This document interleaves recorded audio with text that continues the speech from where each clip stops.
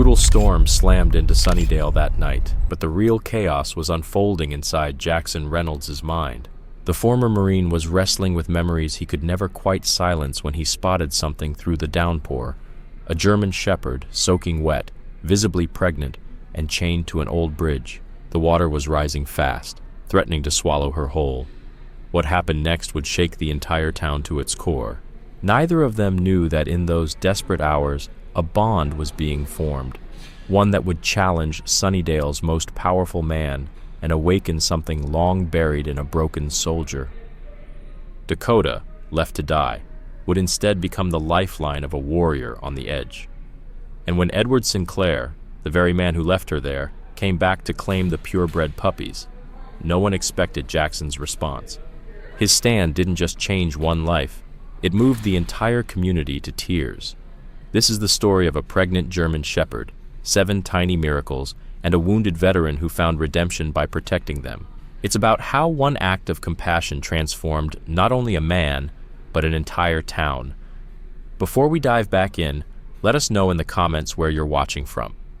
And if this story speaks to you, hit that subscribe button. Tomorrow's story is one you won't want to miss. Rain hammered the windows of Jackson Reynolds' small cabin just outside Sunnydale. The clock read 2:17 a.m., but sleep was nowhere in sight. Jackson sat at the edge of his bed, scarred hands trembling, thunder crashing overhead like distant bombs. Every rumble dragged him back to war-torn streets, collapsing buildings, the cries of brothers he couldn't save. "Not tonight," he muttered, pushing himself up. His leg ached, shrapnel from 3 years ago, a physical scar that never let him forget the invisible ones. The nightmares had been worse this week. It was the anniversary of the ambush that had changed everything. He threw on a raincoat and stepped out into the storm. His therapist had suggested walking when the memories got too loud. And right now, anything was better than sitting alone with ghosts. The rain was unrelenting as he made his way down the muddy trail toward Cedar Creek. The usually gentle stream had become a roaring beast after 3 days of rain.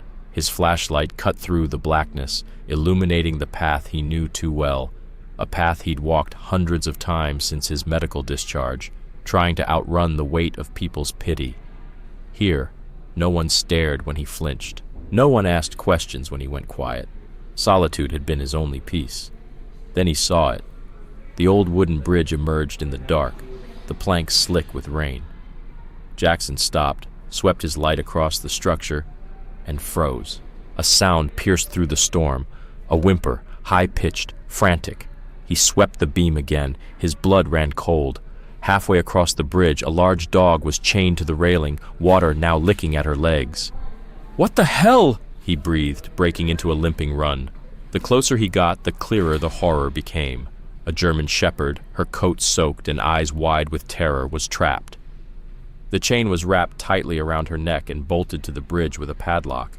She pulled weakly, panicked, the chain biting into her skin. "Easy, easy," Jackson said, voice calm but fury rising beneath it. "I'm here to help you." The dog growled, then whimpered again. As his light swept her body, he froze. She was pregnant, heavily, her swollen belly undeniable even in the storm. "Who would do this?" Jackson whispered, kneeling despite the fire in his injured leg. Water was already spilling over parts of the bridge. He was running out of time. She growled once more but stopped, as if she understood. This man wasn't here to hurt her. Her amber eyes locked onto his, filled with fear and hope. "I'm gonna get you out," Jackson vowed. But the padlock was solid. The chain too tight to slip off, and the water kept rising. He looked from the rising water to the terrified dog, then back again, and made his decision. Without hesitation, Jackson yanked off his raincoat, wrapping it tightly around one hand. With the other, he gripped the slick railing and leaned into the chain's anchor point, where it was secured to a wooden slat. The bridge was old, the wood softened by years of storms and the relentless downpour that now soaked everything. He braced himself and began to work, rocking the slat back and forth, each movement jarring his injured leg. The German shepherd trembled behind him, pulling gently against the chain, as if she understood and was trying to help. Jackson gritted his teeth. The wood started to splinter. With one final surge of effort, the slat cracked free and the chain slipped loose. She was still shackled, but no longer tethered to the bridge. He knelt beside her, his hands muddy and shaking. "I need you to trust me," he said softly, inching his hand toward her rain-soaked fur. The dog flinched but didn't lash out. Instead, she let out a soft, broken whine that struck something deep inside him. Carefully, painfully, he gathered her up, chain and all, cradling her in his arms. She was heavy, the added weight of pregnancy and the drenched chain pushing his strength to the limit. "I've got you," he whispered, her body trembling against his. "I've got you." The walk back to the cabin was brutal. Twice he nearly went down in the mud, his injured leg screaming in protest. But he didn't stop. Not with those eyes looking up at him, eyes that didn't beg, just believed. By the time he pushed through his cabin door, his arms and back were burning with effort. He laid her down gently on the rug before the cold fireplace. "Let's get you warm," he said, already stacking kindling with practiced hands. Within moments, a small fire flickered to life, casting dancing shadows across the room. Now, in the glow of the firelight, Jackson finally got a clear look at her. Beneath the wet fur, she was skin and bone, ribs clearly visible despite her swollen belly. Her neck was raw where the chain had rubbed the skin raw, and small patches were bleeding. But there was something in the way she sat, proud, alert, that told him this was no stray. She was a purebred, and she'd been through hell. "What's your story, girl?" Jackson asked, reaching for his emergency medical kit. Her eyes followed his every move, but she didn't run or resist. She just sat there, shivering, letting him help. A few minutes later, Jackson returned with a pair of bolt cutters. He crouched beside her again. "I'm gonna get this off you," he said gently, using the same calm voice he used with terrified civilians overseas. "It might hurt for a second, but you'll be free." And somehow she seemed to understand. She held perfectly still as he worked, cutting link after rusted link. When the last piece clattered to the floor, she shook herself and looked up at him with something that felt almost like gratitude. "You need a name," he murmured, inspecting the raw wounds on her neck. "How about Dakota?" "Yeah, you look like a Dakota." Her tail thumped once against the floor. Jackson cleaned her wounds as best he could, his old combat medic skills suddenly useful again. Then he brought over a blanket, some water, and what was left of the chicken from his dinner. Dakota approached the food slowly, sniffed it, then began to eat with the quiet urgency of someone who hadn't had a proper meal in days. Jackson sat close, but not too close, letting her know he was there while giving her space. "I should call someone," he said aloud, mostly to himself. "A vet. Animal control. Someone who knows about—" He motioned toward her rounded belly. Dakota finished eating, curled up on the blanket, and gave a long, exhausted sigh. Her eyes stayed locked on him like she wasn't sure if he'd vanish, or worse, chain her up again. "I'm not going anywhere," Jackson said softly, easing himself down and stretching his leg with a wince. "And neither are you. Not tonight." The rain continued to hammer the roof, but inside the cabin, something was shifting. Dakota's breathing began to slow. She was finally resting. Watching her, Jackson felt something he hadn't felt in years. Purpose. A quiet strength, deeper than pain. He reached for his phone. Most people in Sunnydale saw him as the quiet vet who lived off-grid. He liked it that way. But tonight, he needed help. Dr. Natalie Brooks. Her name glowed on the screen. The town's veterinarian. She'd once helped him with an injured hawk. No questions asked, no awkward small talk. Just did what needed doing and left him in peace. He respected that. It was nearly 4 a.m. too early to call. Dakota was safe for now, breathing evenly in front of the fire. He'd call Natalie at sunrise. Jackson's hand moved toward the dog's head, brushing gently through her damp fur. Dakota stirred, nudged his palm with her muzzle, then drifted back into sleep. "Who did this to you?" he whispered, the firelight flickering in his eyes, and something fiercer burning behind them. The thought that someone had deliberately chained a pregnant dog to a bridge during a flood reignited a fire in Jackson's chest. It wasn't just anger, It was fury, but Dakota had no answers. Just a soft sigh, her body slowly relaxing as the fire's warmth seeped into her chilled bones. Outside, the storm still raged, but inside that small cabin, something shifted. For the first time in years, the ghost that haunted Jackson Reynolds began to fade, pushed aside by something more urgent, the presence of a living creature who needed him. The restlessness that had driven him out into the storm had been replaced with something new, a calm, quiet resolve, a sense of duty. Dakota had been left to die, and he would not let her go through this alone. Jackson leaned back against the wall, prepared to stay awake through the night. His leg throbbed, his body begged for rest, but he fought it off. She needed him. He wasn't going to close his eyes while she lay there vulnerable. "We made it through tonight," he whispered to the sleeping dog. "We'll figure out tomorrow, when it comes." He didn't know then just how true those words would turn out to be. That rescuing a single dog would set off a chain of events that would ripple far beyond the walls of his cabin and transform not just his own life, but the life of the entire town of Sunnydale. In the dim light, with the fire crackling and Dakota sleeping peacefully at his feet, Jackson Reynolds had just taken the first step on a path that would lead him back to something he'd long thought lost, himself. As dawn's first pale light crept across the sky, Dakota stirred. Her breathing changed. Jackson, half dozing, snapped awake. "What is it, girl?" he asked, moving toward her. Dakota struggled to her feet, turned in a circle, then collapsed back onto the blanket, her sides heaving. Her eyes were wide, filled with panic. "Oh no," Jackson muttered, realization hitting like a lightning bolt. The puppies were coming. Dakota whimpered, more urgently this time, her amber eyes locked on his face, pleading. And hey, if this story's hitting you in the heart like it hit us while writing it, drop a like, hit that subscribe button, and stay tuned. We've got more coming tomorrow you won't want to miss. Now, back to it.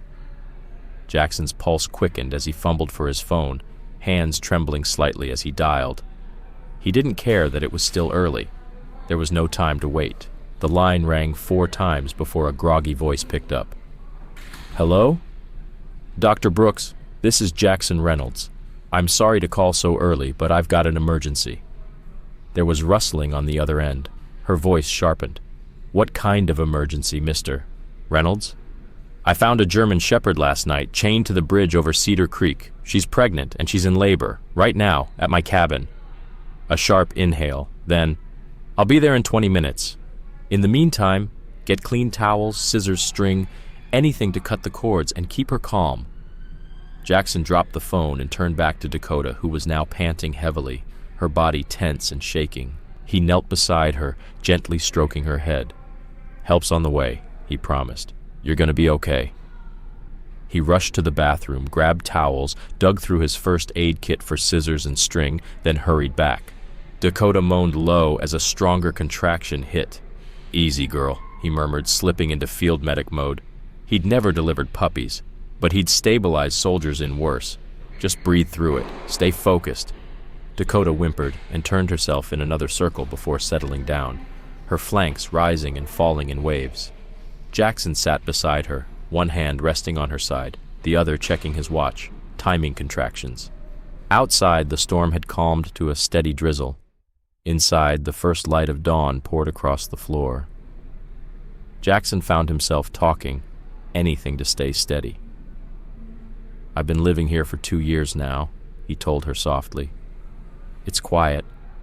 That's what I needed, after everything." Dakota's eyes stayed on him, unblinking, trusting. Another contraction hit, hard. She cried out. "You're doing great," Jackson said, even as panic threatened to take hold. What if something went wrong? What if the puppies were in distress? What if... A knock at the door cut through his thoughts. "Mr. Reynolds, it's Dr. Brooks." "Come in," he called, relief flooding his chest. The door opened. Dr. Natalie Brooks stepped in, her auburn hair in a messy ponytail, raincoat thrown over a sweater and jeans. She carried a large medical bag and moved with the sharp efficiency of someone who'd done this 100 times. "How long's she been in active labor?" she asked, kneeling beside Dakota without hesitation. The German Shepherd tensed, but didn't growl. She just looked at the vet, then back at Jackson, as if asking, "Is this okay?" "It's okay," he said gently. "She's here to help." Dakota didn't move. She just held on. And with Jackson on one side and Dr. Brooks on the other, the first puppy began its journey into the world. Dakota tensed slightly as the stranger entered, but she didn't move. Her trust in Jackson apparently extended to anyone he welcomed. "About 15 minutes since the first strong contraction," Jackson said, kneeling beside her. "They're getting closer together." Natalie nodded, her hands gentle but experienced as she examined the German shepherd. "She's malnourished and dehydrated, but she's hanging in there. The first puppy's not far off." She glanced at Jackson. "You said she was chained to the bridge?" He nodded grimly. "Padlocked. I had to break the railing to get her loose. Someone meant for her to drown." Natalie's face darkened. "Some people—" She didn't finish. Instead, she turned her full attention back to Dakota. "Here we go," she murmured, as another intense contraction rippled through the dog's body. Jackson watched in awe as Dakota pushed. Then, in a rush of motion and instinct, a tiny, slick puppy entered the world. Natalie moved fast, clearing the mouth and nose, rubbing it down with a towel, until a tiny squeak broke the silence. "A boy," she announced with a faint smile, placing the newborn near Dakota's head. Without hesitation, Dakota began to clean her puppy, her tongue moving gently over the tiny body, warming and welcoming him. Jackson stared, overwhelmed. "Get ready," Natalie said. "The siblings are on the way. First litters can take hours, but she seems determined." And she was. Over the next 2 hours, 6 more puppies joined the first, 3 more males, 3 females. Every time, Natalie ensured they were breathing before handing them over to Dakota, who tended to each one with the same loving care. 7, Natalie finally said, sitting back on her heels, breath catching a little. "She's done, and she's done incredibly well, especially in her condition." She went puppy by puppy, gently examining each one. "They all look healthy. That last female's a little small, though. We'll need to watch her closely." Dakota was clearly exhausted, but still alert. Her puppies were nursing now, nestled against her side, safe and warm. She looked up at Jackson, and he could swear there was pride in her eyes. "You did all the work," he whispered, smiling softly. "I just provided the location." Natalie began packing up her kit, giving everything one final once-over. She's going to need proper food, lots of protein and calcium. The pups should be fine nursing, but that little one might need a boost. She handed Jackson a short list of supplies. "This should get you through the next few days." "Thank you for coming out so fast," Jackson said, reaching for his wallet. Natalie waved it off. "This one's on the house. Anyone who breaks a dog free from a flood during a storm, that earns you some free vet care." Then her tone shifted slightly, curious but kind. "What are your plans? For her and the puppies?" Jackson froze. He hadn't thought that far. I don't know. I guess I'll call animal control." Natalie's expression changed subtly, her voice softer now. "Sunnydale's shelter is overcrowded. With 7 puppies, well, space is always tight. And when that happens—" Jackson looked over at Dakota and her nursing pups. For the first time since he found her, they looked safe. And that stirred something fierce in his chest. "What happens to them?" he asked quietly. Natalie was honest. "Best case, they get adopted, separately. Worst case, they're euthanized, especially the mother. Older dogs are harder to place." Jackson stared at the smallest pup, snuggled tightly against Dakota's belly. "You could keep them for now, until the puppies are weaned, 8 weeks. That gives us time to find homes. Good ones." "I don't know anything about raising puppies," he admitted. But even as he said it, the thought of sending them away, of Dakota alone again, felt unbearable. Natalie smiled, the first real one since arriving. "You figured out how to save a pregnant dog from a flooding bridge in the middle of the night. I think you can handle a feeding schedule." She jotted her number on the supply list. "Call me if you need help. I'll check back in a few days." After she left, the cabin felt quieter, but not empty. Jackson sat beside Dakota again, watching the tiny puppies nurse, their eyes closed to the world they'd just entered. 7 little lives that would have never existed if he hadn't stepped out into the rain the night before. "Looks like you're staying," he said softly, reaching down to pet Dakota's head, "at least for a while." She let out a tired sigh and closed her eyes, finally at peace. Jackson should have been exhausted too. He'd been up all night, haunted by memories, caught in a rescue, then suddenly midwife to a miracle. But instead of drained, he felt alive, grounded, needed. As the morning sun filtered through the windows, painting golden stripes across the wooden floor, Jackson got up and quietly built a makeshift nest, a large wooden crate lined with soft blankets. One by one, he moved the sleeping puppies over, and then helped Dakota into her new bed. She sniffed around, inspected it carefully, then lay down again, her pups quickly finding their place. For the first time in years, Jackson Reynolds felt the world settle, and somewhere deep inside, a spark of hope flickered back to life. Dakota gave the new nest a full inspection, turning in a circle, sniffing carefully, then finally settling in with her puppies. Before curling around them protectively, she gave Jackson's hand a single, grateful lick. "Get some rest," he whispered. "You've earned it." With Dakota and the pups safe and asleep, Jackson slipped out to town to pick up the supplies Natalie had recommended. Sunnydale was a tight-knit community of just over 5,000 people, the kind of place where everyone knew everyone's business. That was part of why Jackson had chosen to live far outside of town, to avoid the looks, the questions, the well-meaning but uncomfortable conversations. The local market was just opening as he arrived. He found most of the items on Natalie's list: puppy formula, high-protein food for nursing mothers, extra blankets, and a few chew toys he hadn't planned on but couldn't resist. As he reached the checkout, the young cashier glanced at his items with curiosity. Her name tag read, Amy. "Getting a dog, Mr. Reynolds?" she asked, raising an eyebrow. He wasn't surprised she knew his name. Around here, the veteran who lived alone in the woods was practically a local legend. "Something like that," he replied, not offering more. "My sister works at the shelter," Amy added brightly. "They've got some great dogs there if you're looking."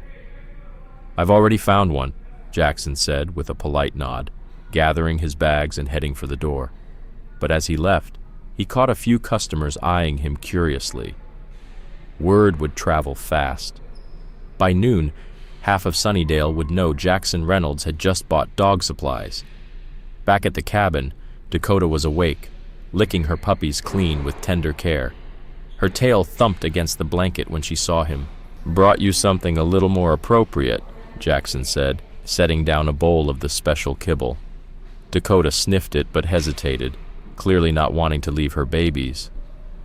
"It's okay," he said gently, moving the bowl closer to her. "You can eat and keep an eye on them." She seemed to understand and began eating, never taking her eyes off her newborns. Jackson took the opportunity to check the pups more closely. 7 tiny, wiggling bundles, eyes still shut, making soft, mewing sounds as they squirmed against each other. The smallest one, the runt Natalie had mentioned, was noticeably tinier, but breathing fine. "You've got quite a family, Dakota," he murmured, settling into a nearby chair. The weight of the last 12 hours hit him all at once. His eyes grew heavy, but for the first time in what felt like forever, sleep came without nightmares. He awoke to his phone buzzing. Disoriented, he fumbled for it and saw several hours had passed. Dakota looked up from her nest, all 7 puppies accounted for, nursing peacefully. "Hello?" he said, his voice rough from sleep. "Mr. Reynolds? This is Sergeant Leo Campbell with the Sunnydale Police Department. Doctor, Brooks contacted us about the dog you rescued last night." Jackson sat up straighter. "Yes, that's right. I'd like to come by and take a statement if that's convenient. Abandoning an animal in life-threatening conditions is a felony in this state." Jackson hesitated, glancing at Dakota. The idea of more people entering his quiet world made him uneasy. But the thought of whoever had done this going unpunished? That made his jaw clench. "Of course," he said. "I can describe where I found her." "Great. Would 3 p.m. work?" Jackson agreed and hung up, a swirl of emotions churning inside him. In less than 24 hours, his solitary life had been completely upended. first by a desperate dog and her newborn pups, now by the local police. But strangely, he didn't regret a thing. "Looks like we're getting company," he told Dakota, who responded by checking each of her puppies in turn, her maternal instincts strong and steady for a first-time mom. He spent the next few hours tidying up the cabin and building a proper whelping box using spare lumber. The work gave him something he hadn't felt in a long time: quiet purpose. Just before 3, a police cruiser pulled up outside. Dakota raised her head but didn't bark. Jackson limped to the door, his leg still sore from the night before. Sergeant Campbell was a sturdy man in his 40s, with a weathered face and sharp eyes that quickly took in both Jackson and the cabin. He extended a hand. "Mr. Reynolds, thanks for having me. Mind if I come in?" Jackson stepped aside, letting him in.